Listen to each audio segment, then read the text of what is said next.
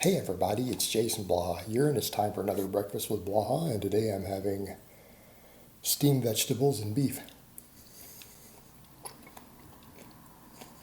Something totally different. Although I actually eat stuff like this pretty often also.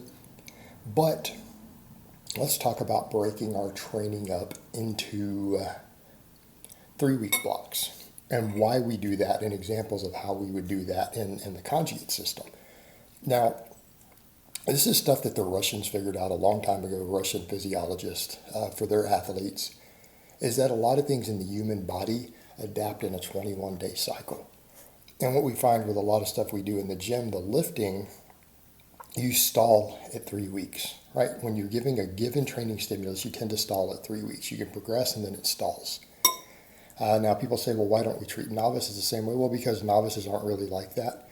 Novices gain muscle and strength so quickly if they just train hard and they eat and sleep enough that we don't have to think in these terms. We could, and I do this with novices that I coach, as soon as I put them into conjugate type training, right? We do go here. But generally, they don't need to worry about this sort of stuff, at least early on for a little while. They can run linear programming. Now, how do we take this over as compared to mesocycles and block periodization? Because in block periodization, they run different rep ranges, right? They change volumes, rep ranges, all that stuff every 3 weeks. I'm not a fan of that system. You guys know why. We've discussed it in the past. I think it is overly convoluted so that coaches can sell programs, right? They can sell programs.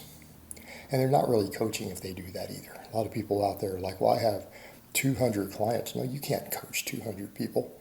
I coach 26 right now. I can tell you you're not coaching 200 people. You're sending them a template once a month. Sending them an email once a month. That's not the same thing. You're not watching their videos. But that aside,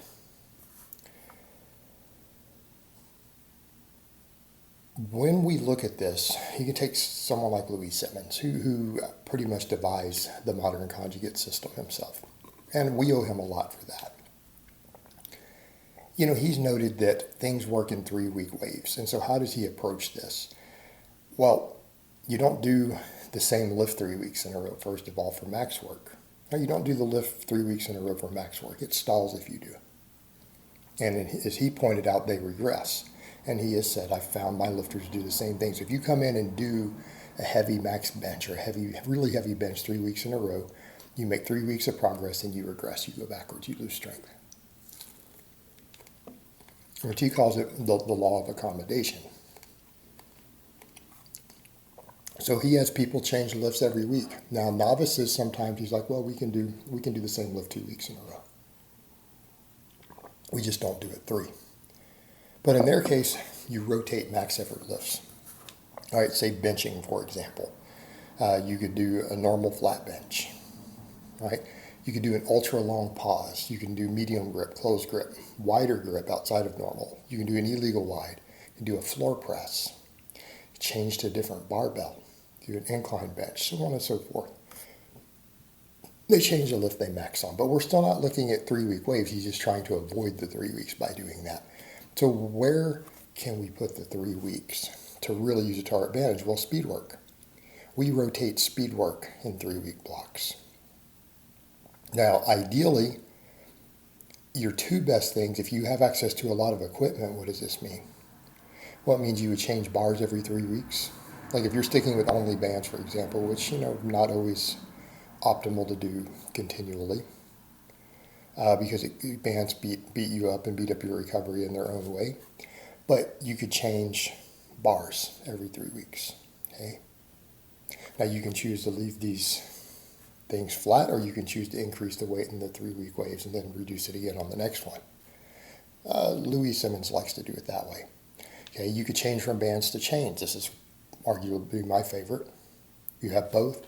Rotate bands and chains every 3 weeks. We change the training stimulus. Change your stance or style. Go from sumo to conventional. But you change something. You try to change something every 3 weeks in your speed work. Change it up. Go from a speed bench to a floor press. If you don't have access to different stuff, that's an option. We do it in 3-week waves so we don't adapt. What about supplemental work? I think this is a big one because I've said in the past there's a lot of ways you can rotate your supplemental lifts. There's a lot of ways you can do this, and again, your supplemental lifts are where we get most of our hypertrophy. It's where we're getting our size. You can rotate those all sorts of ways, but I usually like to do 3-week rotations for my clients.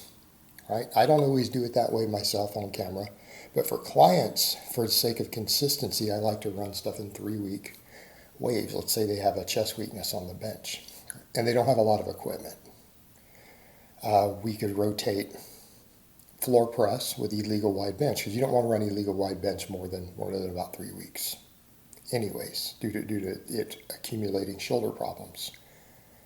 Right? You could alternate that with the floor press in that same slot.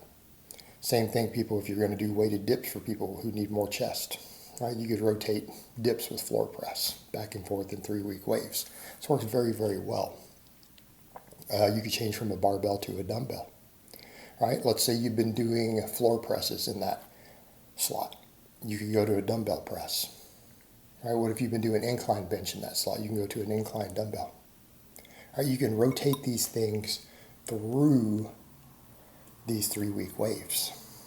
And that way you can push progress for 3 weeks. And so what? You might stall before the 3 weeks is up. Your goal is to try to push progression, but even then, you can run them for 3 weeks, get 3 weeks of adaptation, and then rotate.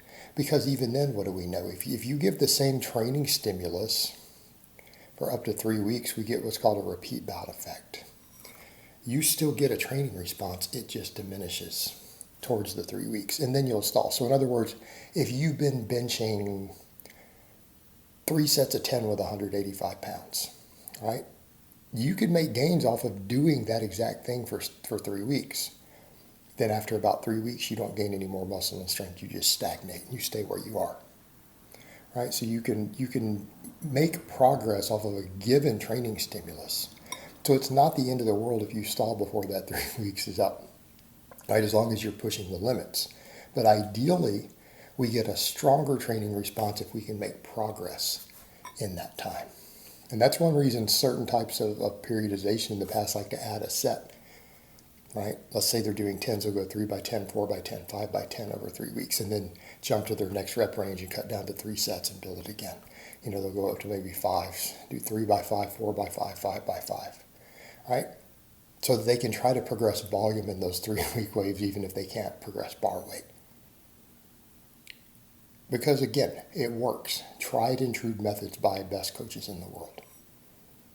All right, guys, but that's really all I have to say on that today. I hope it's been informative, and I will talk to you guys next time.